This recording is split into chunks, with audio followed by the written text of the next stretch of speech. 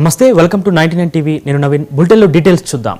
కరీంనగర్ జిల్లా హుస్నాబాద్ నియోజకవర్గంలో కుల వివక్ష ఘటన కలకలం రేపింది. ఇటీవల జరిగిన పంచాయతీ ఎన్నికల్లో జనరల్ సీట్లో బీసీ అభ్యర్థి పండుగ శ్రీకాంత్ విజయం సాధించడం వివాదానికి కారణమైంది.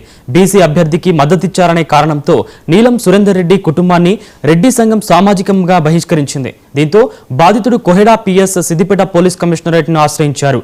రాజ్యాంగ హక్కులను కాలరాసిన వారిపై కఠిన చర్యలు తీసుకోవాలని విజ్ఞప్తి చేశారు.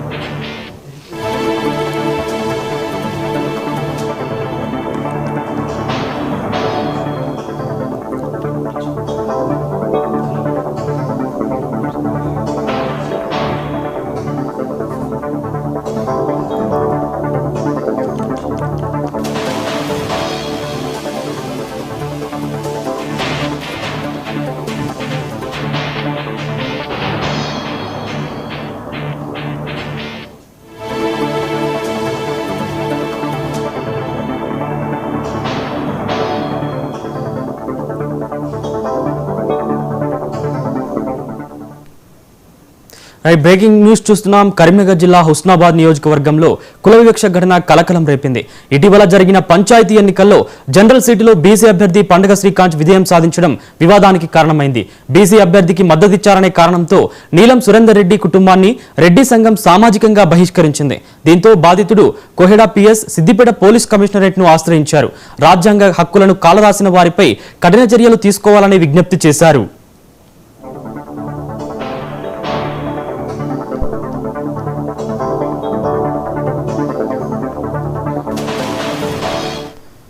పేరు సురేందర్ రెడ్డి.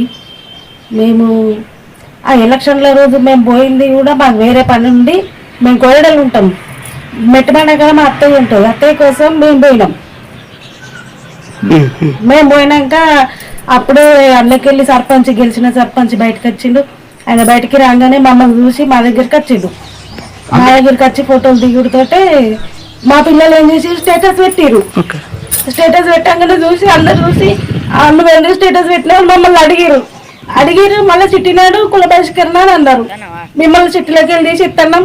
వాళ్ళు అందులో ఆయన అంటాడు, వాళ్ళు మిమ్మల్ని తీసిస్తే మీకు ఎంత బాధ అనిపిస్తుంది, వాళ్ళ కోటయే కా వాళ్ళు ఓడిపోతే అంతే బాధ అనిపిస్తుంది, ఆ బాధ నువ్వు కూడా అనుభవించాలి కదా అని అన్నారు. మమ్మల్ని స్టేటస్ పెట్టుకున్నాడు తప్ప, ఇంకో వేరేటోళ్ళకి ఓట్లేసాడు తప్ప.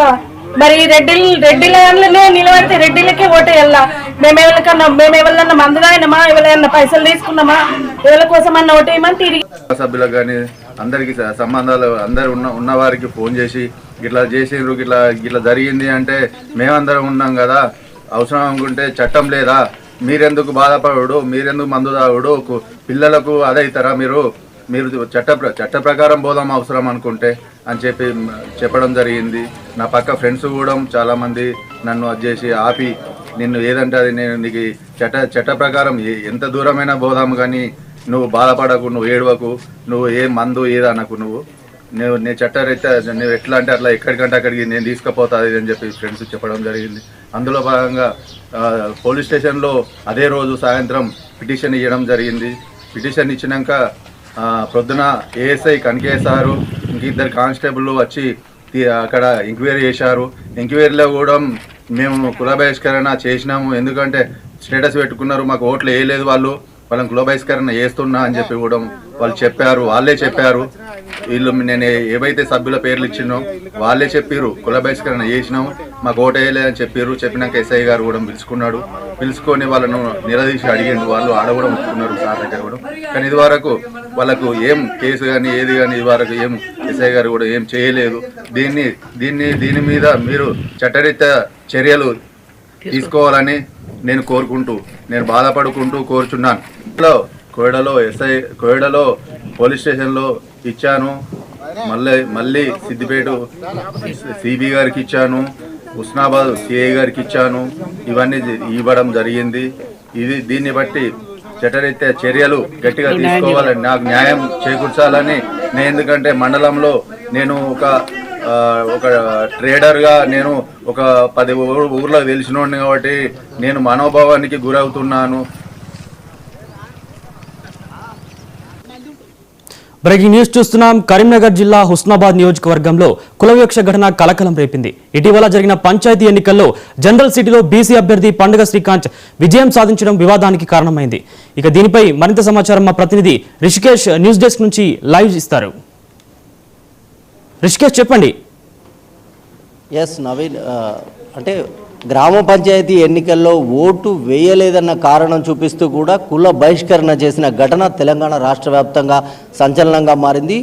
బీసీ సంక్షేమ శాఖ మంత్రిగా ఉన్నటువంటి మంత్రి పొన్నం ప్రభాకర్ సొంత నియోజకవర్గం హుస్నాబాద్లోనే ఈ ఘటన జరిగింది. అయితే హుస్నాబాద్ నియోజకవర్గంలోనే అంటే కోహిడ మండలం వెంకటేశ్వరపల్లి గ్రామంలో గ్రామ పంచాయతీ ఎన్నికల సాక్షిగా ఈ ఘటన జరిగింది. ఇందులో బీసీ జనరల్ స్థానంగా వెంకటేశ్వరపల్లి ఉంది. ఈ నేపథ్యంలోనే బీసీ అభ్యర్థిగా పండుగ శ్రీకాంత్ మరియు రాజిరెడ్డి రెడ్డి సామాజిక వర్గం నుంచి కూడా పోటీ పడ్డారు. ఈ నేపథ్యంలో 7 ఓట్లతో పండుగ శ్రీకాంత్ గెలుపొందాడు. ఈ నేపథ్యంలోనే రెడ్డి సామాజిక వర్గానికి చెందినటువంటి నీలం సురేందర్ రెడ్డి పద్మ దంపతులకు చెందిన 7 ఓట్లు కారణంగానే తాము ఓడిపోయామంటూ కూడా రాజిరెడ్డి సంబంధించినటువంటి రెడ్డి సంఘం ఈ యొక్క సురేందర్ రెడ్డి పైన ఆగ్రహం వ్యక్తం చేసినట్టుగా కూడా తెలుస్తోంది. ఈ నేపథ్యంలోనే ఒక ప్రత్యేక సమావేశం నిర్వహించి ఇతన్ని రెడ్డి సంఘం నుంచి కూడా బహిష్కరించినట్టుగా తెలుస్తోంది. ఈ బహిష్కరణకు సంబంధించినటువంటి కాపీ 99 టీవీ చేతిలో ఉంది. మొత్తంగా బీసీ సంక్షేమ శాఖ మంత్రిగా తెలంగాణ రాష్ట్ర మంత్రిగా కొనసాగుతున్నటువంటి పొన్నం ప్రభాకర్ సొంత నియోజకవర్గంలో ఈ ఘటన జరగడం అనేది కలకలం సృష్టిస్తోంది. మొత్తంగా కూడా అటు ప్రజాస్వామ్యం అనేది అపహాస్యం అవుతుంది. మరోవైపు తెలంగాణ రాష్ట్ర ప్రభుత్వం రిజర్వేషన్లకు సంబంధించిన అంశంపై పోరాడుతూ ఉంది.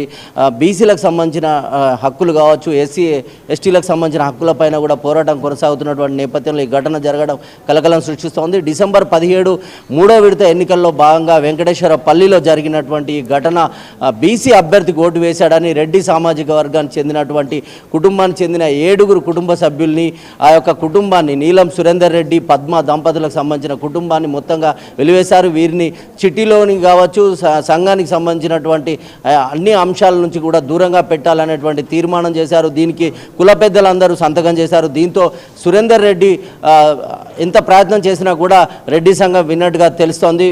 ఈ నేపథ్యంలోనే కుల బహిష్కరణకు సంబంధించి తాను హుస్నాబాద్ పోలీస్ స్టేషన్లోను, కోయడ పోలీస్ స్టేషన్లోను, అదేవిధంగా సిద్దిపేటకు సంబంధించిన కమిషనరేట్లోను కూడా కేంద్ర సంఘం వరకు కూడా ఆయన ఫిర్యాదులు చేసినట్టుగా సురేందర్ రెడ్డి వాపోతున్నారు. ఇప్పటి వరకు కూడా ఈ యొక్క వీరిపైన చర్యలు తీసుకోలేదని ఆయన సతీమణి పద్మతో పాటుగా సురేందర్ రెడ్డి ఆవేదన వ్యక్తం చేస్తున్నారు. రాజ్యాంగం కల్పించిన హక్కు ఎవరికైనా ఓటు వేయొచ్చు.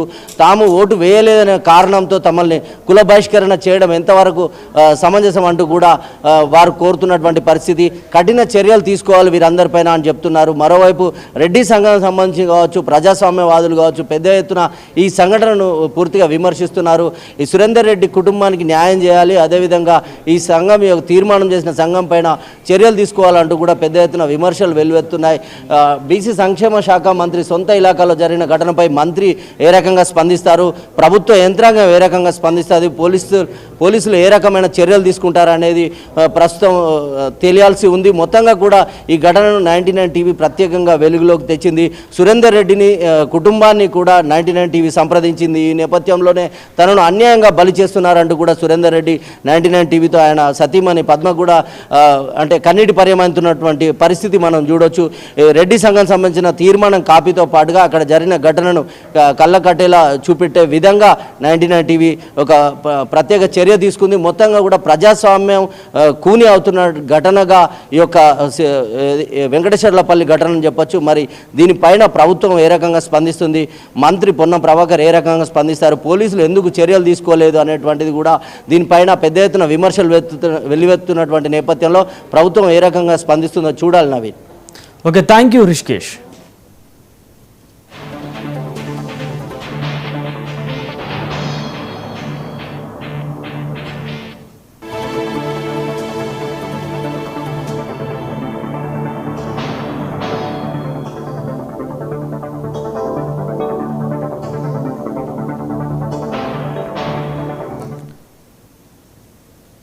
అమరావతి మీద